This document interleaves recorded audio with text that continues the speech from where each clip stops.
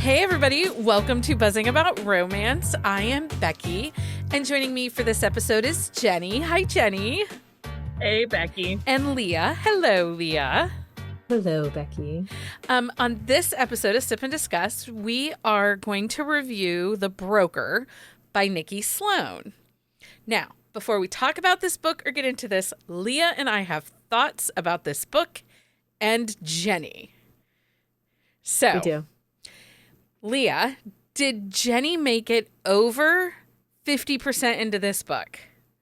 No. No, she quit before 50. I think she made it over 50. Do you think she finished this book? I mean, definitely not. I do not think Jenni finished this book. I think Jenni surprised us and finished this book because she powered through, but I think Jenni wanted to stop at like 20%. I believe Jenni finished this book, but she has really big thoughts about everything in this book. So, Jenni, did you finish the book? I did finish the book. I read Yes. the entire book. When did you want to stop? Pretty much like the second chapter. We knew. We were talking about it today because Becky and I, we talk every day, multiple times a day. And we were talking about the book. I'm like, I don't know if Jenni's going to be able to do this one. I was like, no, I think she read it, at least most of it, but I'm fairly certain it was an angry page turn every time. Did you read the whole thing or did you skip? I did. I read the entire thing. You read all the words. Yes, I definitely had that moment where it was like, oh, this book is not my book. Yep. I would never pick this book up on my own.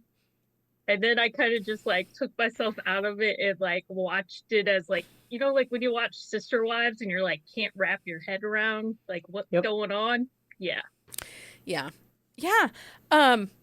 Speaking of Sister Wives, I was doom scrolling and I keep getting in Big Love TikTok. The Sister Wives fiction show with both the women. HBO, yeah. Yeah. I keep getting stuck in the Big Love TikToks. I don't know why. That TV series was flipping bonkers. But I think it's real. Because if you watch the Sister Wives stuff, it's very similar. The one that there is somebody that does high history. It's a lady, and she reviews a lot of reality TV shows within the context of a sociological context and how it plays into humanity and human development and stuff. And she recently did a deep dive on that family that moved from their small town in Tennessee to New York, and they have 8,000 children, and they make their children busk to help meet their rent. Because their rent is $12,000 a month for a brownstone townhouse, because there's 8,000 of them. And they're all sharing a room. Yeah, sure. Oh my gosh. I can't imagine, one, how you could pay $12,000 a month for rent. And two, why would you birth that many children? Right. Well, Bonnie asks is it History in 60? And I'm like, no, it's called Slightly High History. She's usually inebriated. Yeah, like drunk history, but she's high instead. She's high. Okay, so The Broker by Nikki Sloane. Who wants to read all the things before we get into this delightful conversation? I can read them. Okay, go for it. That's good because I don't have my thing up. Okay, release date is February 20th of this year. And tropes: age gap, workplace romance, secret, forbidden, lost daughter, one night stand, BDSM, kink, swingers. Series name is The Nashville Neighborhood, and this is I don't know, a lot into it. Series type: interconnected standalones and dual first person point of view. Put out percentage was 12%, so yes, I probably made it about 20%. And it is available in KU. Okay. Was this your first Nikki Sloane? Jenni? I know it's not Leah's. I think so. I mean, I would bet I would have, money it was Jenni's first yeah. Nikki Sloane. Well, Nikki Sloane, I read her Filthy Rich Americans. It's bonkers. It's a trilogy. It's a bonkers.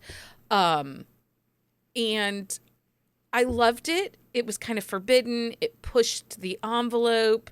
Yeah, it definitely does. It was written pre-2020. Well, and it has like secret society vibes to it too. Yeah. And there's lots of ritualsness in it, but it's bonkers. It is bonkers. It is very sexy. And I've read The Doctor and I read The Pool Boy, that are other books that are in this Nashville neighborhood. And I've read her Blindfold Club, which is like full BDSM, like all of that stuff. Yeah.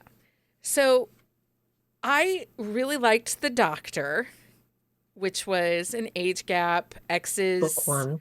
Ex's dad. Yeah. It was really well written. And then The Pool Boy was okay. But this is one of those series where you keep reading them thinking, oh, it's going to get better back to where it was with Pool Boy or with The Doctor. And let's just say the broker proved that this series does not get better. It's just right. Yeah, and I haven't read any of this series, but honestly, like reading this one, I would not go back and read the rest. Like based on like the fact that Becky said The Doctor is good, and plus I really like An Ex's Dad, like I would go back and read that one. But since she like everybody that sorry, I got distracted by the chat. Oh no, that's my it's a water bottle. Everyone's like, are you drinking a whole bottle of wine? No, it's a stainless steel Star Wars water bottle. But like I would not go back and read the rest of this series. And I was really disappointed in that because I really enjoyed any other Nikki Sloane book that I've read. Because I read a couple of the Filthy Rich Americans, and like I said, I read her Blindfold Club. Yeah. And you know, it wasn't a terrible age gap, right? She's 23, he's 36. Yeah. You know, it wasn't this terrible age gap. So, you know, it wasn't like he was 40 or her dad's age or something. No. But God, she was freaking annoying. Like, I wanted to hold her head in the toilet and give her swirlies for hours. Like, every time she talked. My thing was, she was very annoying. And like, she was a like self-proclaimed brat.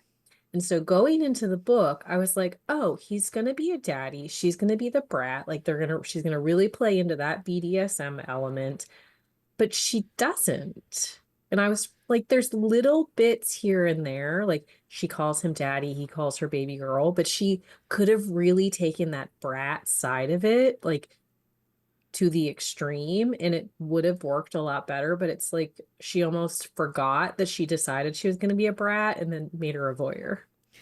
She was so stupid. Just really immature too. Well, because I was like, am I really old? Because like when the first part of the book, but like when she's like talking to her dad and like explaining why she's in the situation she's in, I'm like, yeah, that's what should have happened. Like, yeah. She just, in the wannabe influencer, and again, this kind of falls into that realm of, it seems that every character we have right now, it's either they want to be an influencer or they're a romance author. Like, women can be anything, and young women coming out of college can be anything. Mm-hmm. Stop doing this. It's stupid. Well, and it also like stereotypes like the rich kid, which I mean, like she was very spoiled and like they gave her everything, but not every rich kid is like that. It's like you could play up the brat and still not have her be a spoiled imbecile. Yeah. Well, let's talk about Noah, because I'm not sure he was much better. At 36, he read like a frat boy of 12. Yeah. And also like Noah is. he just wanted to get sorry. He just wanted to get his dick wet. Like the entire book. That is all he cared about. How can he have the sex? And the meet cute in the bar when he's like, I saw her from afar and it's been 6 weeks. Dude, get some lube and move on. Like, cheese and rice. Yeah. Well, it sounds like, I mean, he could have easily, went. Right, Well, he could have gone to the a member club. of that club. Yeah, like, why couldn't he could've- just, if he needed to get laid so bad, go to the club that you're a member of? Like that, because that was a big thing.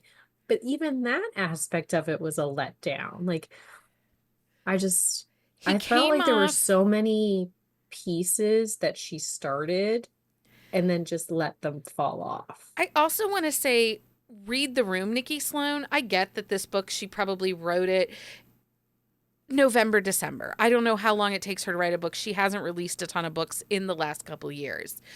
But Finance Bros right now, freaking gross. Nobody likes a finance bro. Nobody likes a tech bro. Really, death to the bros. Yeah.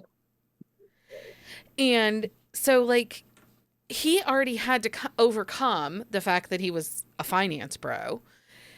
And then he had this big, giant ego. For what? Like, I was very confused too. Like, he's the baby of the family. Maybe that's it. I don't know. Like, I did not understand like his family dynamic. Well, and that's the thing. Like, his family was very close. They had good relationships, and he was like this. And he even talks about how, like, I mean, they were a little like over involved, but like it wasn't like a bad thing. But then he's like, yeah, I had to leave to get away from it. Now I'm back because my dad is sick and like I'm helping take care of them. But there's not really a ton of interaction with the parents though either. Like, again, it was like something that could have been a lot more, and I felt like it was a letdown. So in the early 2000s, and again, I don't think this book was for me because I'm too old. There was so much in this book that I'm just like, grow up. But do you remember in the early 2000s, especially as new houses and new housing developments were coming online, because like there was kind of this housing boom at the end of the 90s, early 2000s, and people would overextend themselves and buy these big giant houses. Well, and they'd balloon mortgage. And then you'd go into the house and they'd have a couch and a card table. Like there was no furniture because they couldn't afford furniture because they had to pay the mortgage and the balloon mortgages and stuff like that. So his buying that house, I just kept thinking, wow, I bet he doesn't have any furniture. And then when she's like told you have to go clean the house, I just kept thinking she's got to dust the card table. Right? I mean, you got to stack those boxes. Well, it sounds like he didn't get a table until Thanksgiving. So, like, right. And also, this book, and we kind of knew this, but you know, when we go through this process of picking books, we try to pick a book that's going to be a newer release that we think will be kind of trendy, that will be popular in the market or talked about. And Nikki Sloane's books typically do that, right? Yeah. And like I said, I really liked The Doctor.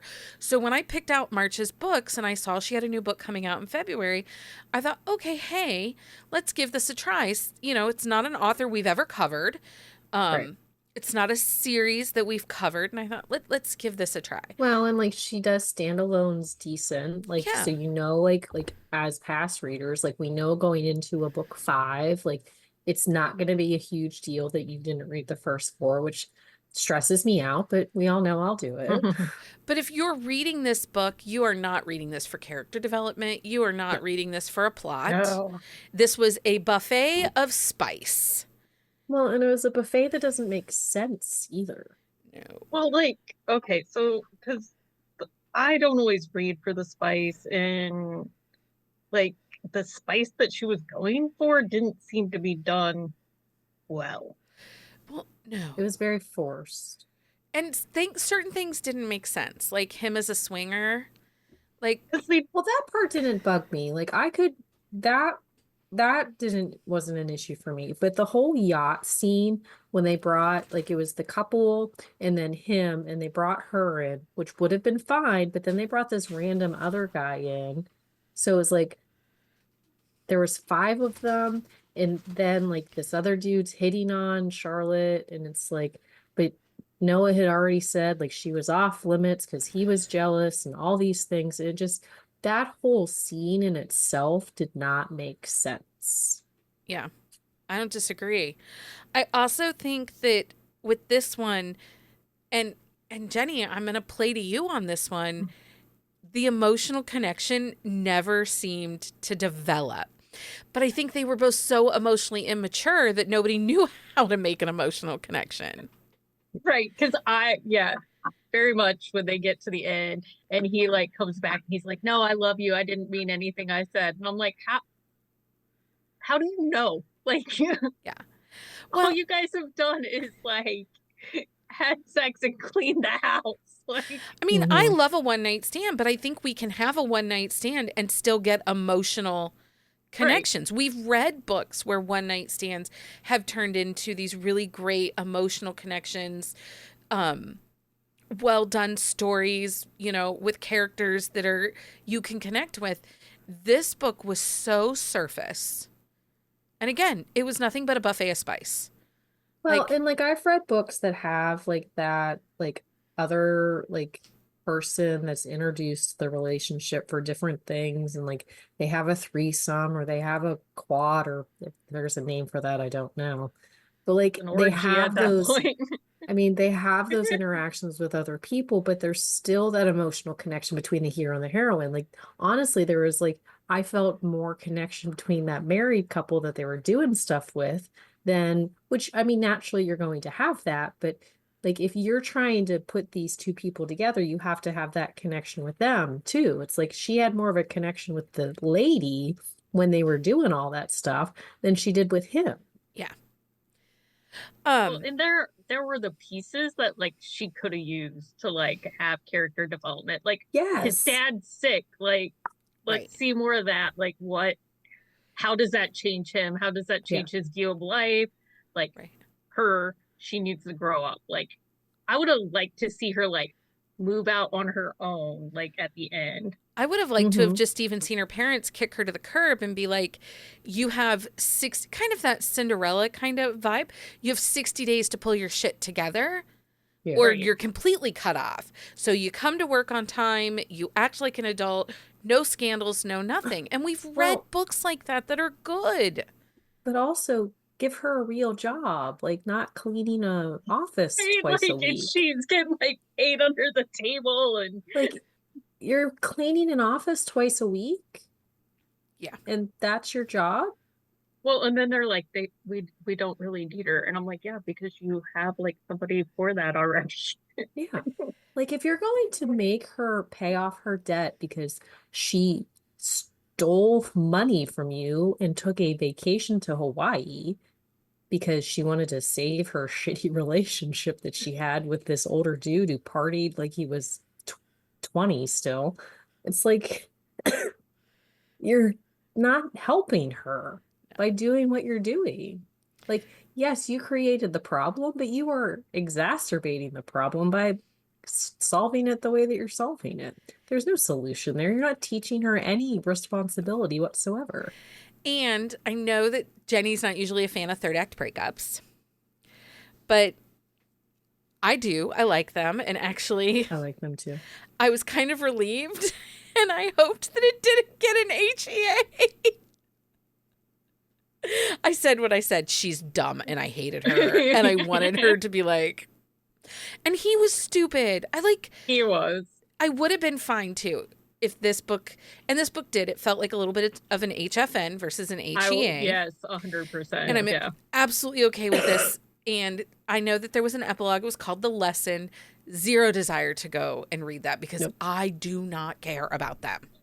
No, because you have to download it and click into the link and all that stuff. And like that's too much effort for me for this. Like there are books I will download that shit and like gobble it right up. This one, I just kept scrolling past that page till I got to the 100% so she could get my like full page reads. Yeah. And get that little like she read the book bonus at the end. Yeah. Because I did appreciate the fact that like she wrote a book, but this was not her good work. Like this was the story itself, like there were not editing errors. No, there weren't. The book was clean. The story was not good though. The characters There's were just stupid. so much missing. The characters were stupid. And and that's just it. Like, so I've had a really busy week with a lot of stuff going on, and we're still, we're just finally getting over the hump of Mike's stuff. And so I was kind of late into reading this. Like, I didn't start it till last night, and I finished it this afternoon, and I was angry every minute I spent reading this book because I just kept getting more and more annoyed with these people. Well, but I think the thing though too is like you went into it knowing the kind of book Nikki Sloane can write. Yeah. And this was not that. Like this was like her almost like a re-debut type of book thing where like she was starting from scratch. Like this book, the development of the story like left so many holes and so many things that could have developed well. The characters were just meh. Even the side characters, like honestly, the architect and his girlfriend Clay and boyfriend, Lilith, and Travis. Like they were honestly one of my favorite parts of this book. And like the scene that they did, I really enjoyed that. But it's like the side characters should not be the best part of the book. Yeah. Like the way that scene played out, like it just was really that part was really well written. Yeah, even when she like comes out of the house that one morning and like her failed date is like mowing the yard. I'm like, well, what's his story? Because this one's not going anywhere. He is the hero of The Good Girl, the book previous to this. I'm not. And he is the ex-boyfriend of the girlfriend from the doctor. So they do like interact in that way. So like the characters like do flow between the books, but yeah. So the chick that he chases out at the restaurant is his heroine, but you don't know that. Yeah, I mean, I would assume that's what I assumed, but I only know that because I went digging after I was done because I was curious. I was also confused of the timeline, but because I was like, how has she not seen him beforehand? And then I was like, oh, I didn't realize it had been like months at that point. Yeah, the timeline was weird. Like the way, like the flow of it was weird. But Nikki Sloane does that. She does, but it was even more almost stilted and stunted in this one because at one point, like they started sleeping together and then it was like all of a sudden 3 weeks later, which is fine. But the way that she didn't use time markers to help us understand time. Which I don't care, but it just didn't flow right. You don't care? That's something that I constantly like in my edits, like mark time, but I don't like it when at the top of the chapter it'll say 3 weeks later. I care in the sense where it has to make sense the way that it's written. It didn't make sense that it was written. No, this is like terrible. I don't necessarily need that time marker itself, but like the time needs to be shown at the same time. And this book is terrible because it's not even a month old. It's not even a month old, and it's only like a 3.8 on Goodreads and a 4.1 on Amazon. Like it's not even a month old and it's under a 4. Nikki Sloane is a better writer than that. So that's how this book is like not good because her fan base, and I, digging through the reviews of people that read it, there were ARC reviewers that were 2-starring it like before it released. And I was like, which is very unheard of. Yeah. So there were a lot of problems in this book, and I think it just came simply down to really terrible characters. Well, it reminded me of like when we talked about fan fiction and like when people are just trying to figure out like how to put characters together. They're just like spinning. Yeah, and throw some lemons in there. Let's do some kinky stuff. Well, All right. and that's the thing, like and that is really how it felt, because like it seemed like she was gonna go the daddy brat, like almost little girl, like track, but then she didn't. But like she still had little pieces in it. But it's like once the voyeur thing came out, you could have really went the distance with that. But then But she she switched it did. up into that like swinging aspect to it. But we have read, Jenny and I in particular, have read a really great voyeur swinger styled romance in But this one, it just doesn't work. the second book in the Savage Castle series. Like, Yeah, that one it worked really well. so, and they were and kind I of a have one read night a lot of stand. like BDSM books and Yeah. all those things, and but they're thought out in the way the process is. Like, and it's just, she took like 3 steps and then like 5 steps back with each like piece of it. Well, and Jen Ellen brings up in the chat that the swinger aspect is not working for her fans. It felt too close to cheating. And it did because it felt like it popped up out of nowhere. Yeah. Like if they had had their one night stand and then there had been more club exploration, more voyeur type. Yeah, instead of her just like opportunities. walking in. Yeah. Or even because like he was with that couple like when they first met. Like even if there had been like some internal like thought process about like who they were and why they were meeting, like, but it just kind of like he's meeting with them and he like has this like offhand internal thought about how like they're getting together for their first date, but then there's nothing until like she is at his house and they're having sex and Charlotte like walks in on them. Yeah. Well, and So Charlotte thinks, like, because we see that from her point of view, and she thinks they're cheating. Like, she has no, like, she doesn't even have like an inkling that. Well, and that's something that's interesting because in Nikki Sloane's Blindfold Club, the kink aspect is very well educated. It reminds me a lot of like Stacey Kennedy's Club Sin or her Club Phoenix, where there's a lot of kink education. Even a little bit in Sarah Kate's Salacious Players Club. Like there's some kink education happening. Even Shannon Elliott, when in her books, she gives us a little bit of education and understanding. And I felt like that never happens really for Charlotte. It's just kind of like, well, this is what it is. But even when they go and visit the club, like there's a lot more, because any like the Lexi Blake ones, like any time you visit a club, there's a lot of like paperwork and approval that you have to go through to be a guest. But like she shows up and they do the paperwork and it's like, okay. Even in like Alta Hensley or the different Midnight Dynasty books, there's some kind of like papers you're signing, education. Samantha Cole is the one that I was like, that was the name I couldn't think of. Claire Contreras, the second book in her hockey book world.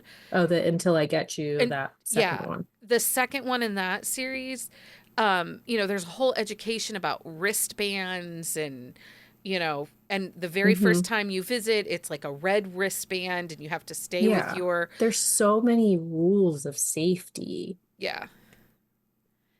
But then it makes me think like how many, like there are clubs out there that are not safe clubs.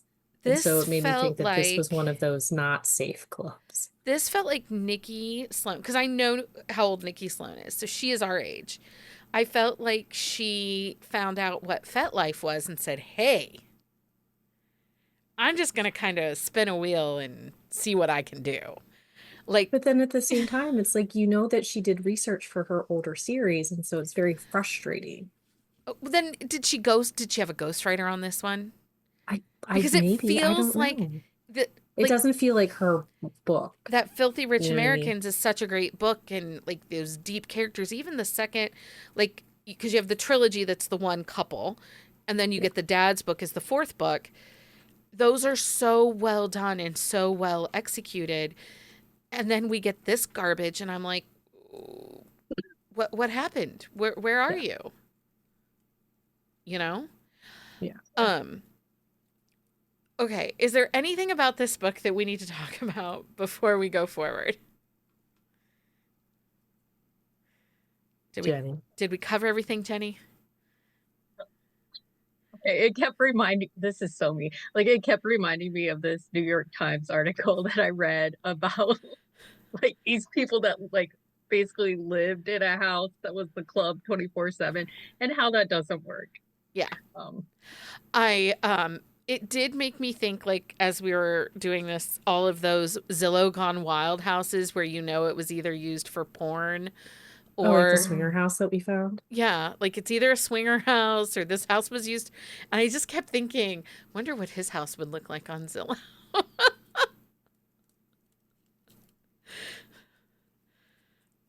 Now everybody's thinking about Yep. it. Yep, I am. I am obsessed with Zillow Gone Wild, and you guys haven't gotten any crazy house listings for me recently. Not recently. No. No, I guess I'll have to go looking. Okay. Thumbs up, thumbs down on The Broker by Nikki Sloane, Jenny. Thumbs down. I definitely would not pick up this book like ever. Yeah. Leah, thumbs up, thumbs down. This one's a thumbs down for me because I like Nikki Sloane, but this book did not work. Thumbs down for me also, but I think that I'm done with Nikki Sloane for a while. Like, it will have to be something exceptional that someone is like, this is the best thing I have read. A trusted reviewer. I will not pick up another Nikki Sloane. Like, I have zero desire to go back and read the books that I've missed in this series because I haven't read Frat Boy or Good Girl, but I don't care because these people annoyed me so much that, like, I'm really mad that I wasted time today because I had a lot of work on my agenda, and I'm really mad that I wasted time. And I stayed up late last night. I stayed up till 3 reading. I read this super fast because I was like, I can this one too. Yeah, I was like, I can reward myself with a good book after this. A gummy and a half. Yeah. You deserve something a little extra, Jenny. Okay, so let's talk about what BDSM books or one night stands that actually work. And Jenny, kinky books are not typically your cup of tea. I'm more of a vanilla person. Like, again, like as a demisexual person, like I lean more towards the asexual side of the spectrum where sex isn't like a huge part. I respect it as like connection but I don't need a lot of spice. But even in this book, like I said again, like I don't have a lot of knowledge, but I was like, I don't think this is how this is supposed to go. But I will say like Amanda Richardson's Savage Castle. Like I read the first two, I didn't read the third one. I tried the third one. It was a DNF for both Amanda and I. Yeah, and that's when I was like. But I heard the fourth one was very good, but I can't say for sure. But I do like the Amanda Richardson's books. And I think that she does a really great job with consent, but also giving us spice and character development. Yes, Leah, do you have any books you recommend that if somebody is really looking for a good BDSM or kinky book that they should check out? So like I said, Lexi Blake and Samantha Cole, they are both BDSM heavy. They have very safe clubs. Rules are very well laid out. Safe words. And that was something too. They didn't have a safe word. that just popped into my head. Yeah. But like those were very important things in those books. Like those are well done, well researched. Shayla Black has BDSM books again, very well done, very researched. Like there's a lot of knowledge put into those books. Piper Rain, they have their P Rain. It's like their darker side. They actually have a series. They renamed it recently. It's the Ritual Room series. They're all fairy tale retellings, but then they have like this sex club like side story. It's like like a secret society type of thing. They're really well done. I enjoy those ones a lot. Um, and then I'm trying to think. There was another one that like I thought of earlier today, but I can't think of what it is So, now. Bound by Shannon Elliott, again, consent, emotion, really deep characters. And that is female, female, male. Sawyer Bennett does her Wicked Horse series. She has her regular and then her Vegas series. Those are exceptionally well done. Little Dove by Layla Frost. Like, if we're going to compare apples to apples, yeah, The Broker was the Little Dove is what I wanted from The Broker, and The Broker did not give it to me. Yeah. Well, book 2 is very BDSM heavy too because he likes rope play. He's like a shibari master type thing. Praise by Sarah Kate. The Tease by Lauren Blakely. And again, those are young girls with older guys in that Lauren Blakely series. And they're sexy and they're intense, but they gave us emotion and really good characters. BDSM Checklist series by Lila DuBois. Those are short, fast, and spicy, but none of the characters are annoying. Right. And you can skip around on that one. You can just pick a letter and go for it. Well, and you and I read a series. It's an older series. So it's a duet, I think. It might be a trilogy. I cannot think of who it is. But it is BDSM, shibari. He teaches her. Lorelai James series, Unbound. Yes, it's a duet. Unbound. And then the third book is the sister, best friend. And sister, yeah. Yeah, those ones are very well done, very well researched, safe words, all of the things that you want in like that world. The Titan Sin City series by Sierra Cartwright. Masters of the Marquis series by Golden Angel. The Phoenix Club series by Stacey Kennedy. The Submission series by C.D. Reese. The Boardroom series by Lydia Eicher. So that series is very interesting. And I actually think, Jenny, you would like that series because it's an app that matches people together and they kind of sneak into different boardrooms every night to have sex. But it ends up that like that first time they get in there, they connect with someone and then they just keep meeting in the boardroom and it develops out of there. So you get kind of that anonymity, but in the world. And it's oftentimes like in their office building they work in. It's very spicy. Heather and I did a quick shot on one of the books. And it was really well done. And then Maya Banks, she has several series. Yeah, Rush. She does. And then she has her Simply series that are BDSM lifestyle that work really well. So you can have age gap and you can have kink with characters that you don't want to throat punch and drown in the pool or the toilet, wherever. I just kept thinking while she's cleaning, I could just shiver it down and just dishwasher. Like, I just like if ever I could waterboard a character, this was the character I wanted to waterboard. I mean, that's fair. I kind of like that. Like she was not a like lifestyle influencer like she wanted to be, but then like cleaning, I was like, what? Because it sounded like an OnlyFans type of thing. You know what I mean? Like that's where like my head went because it's like she's taking video. But I will say, I get in those organizing TikToks and I can't stop watching them. So I mean, I kind of understand. Heather listens to watches several people on Instagram that listen to audiobooks, and then they give you their book review while they clean the house. And Heather's obsessed, and I'm just like, okay. So there's an influencer for everything. There is, but I like totally went like OnlyFans, like what direction? Yeah. I mean, I listen to audiobooks about cleaning because I suck at it, but yeah. I really don't want to get better at it, so I don't care. I just want someone else to do it. That would be great. I want to be independently wealthy so I can pay somebody to clean my house. But we have not won the lottery yet. them. The saddest day. Oh, speaking of lottery, I was having a conversation with an author. We were talking about something, and I said, there will be a sign that I've won the lottery.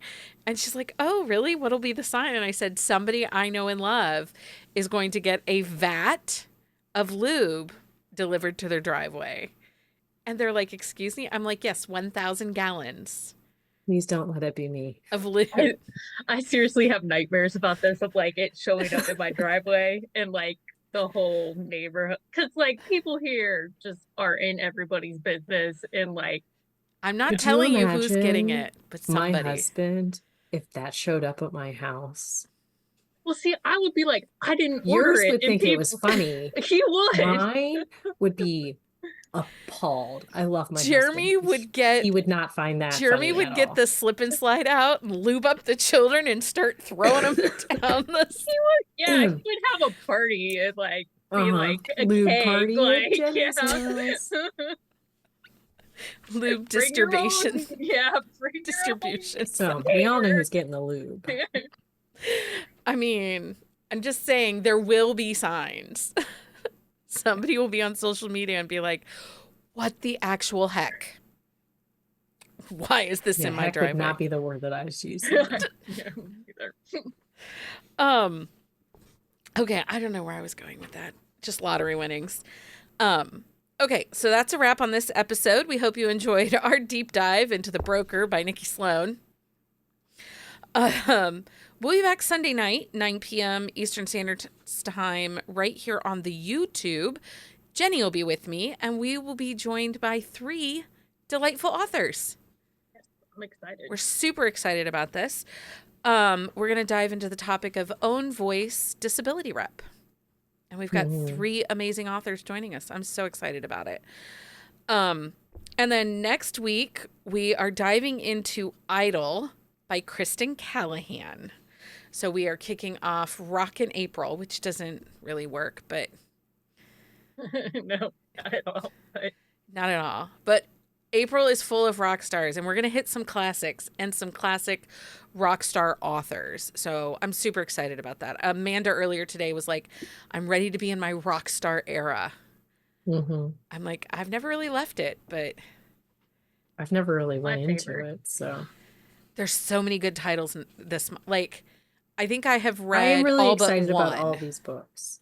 I'm excited about all the books. Like, I'm very intrigued by it, but Rockstars has not been my forte. Just give them a different The job. ones I've read, I enjoy. No, like I need them to be a musician. You need them to be the musician, the artist. I live with the guitar player who plays incessantly. I don't need to read about it.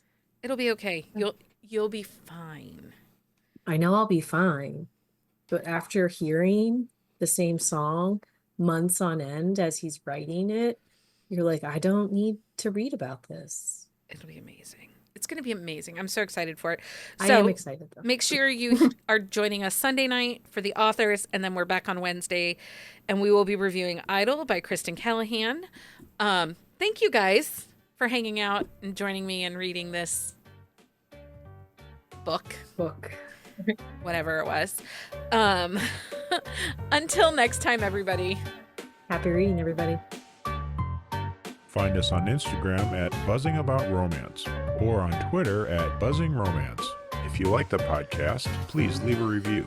If you'd like to support us directly, join the Bookcase and Coffee Patreon and receive exclusive content only available to Patreon members. Check out bookcaseandcoffee.com for our on-the-shelf show notes.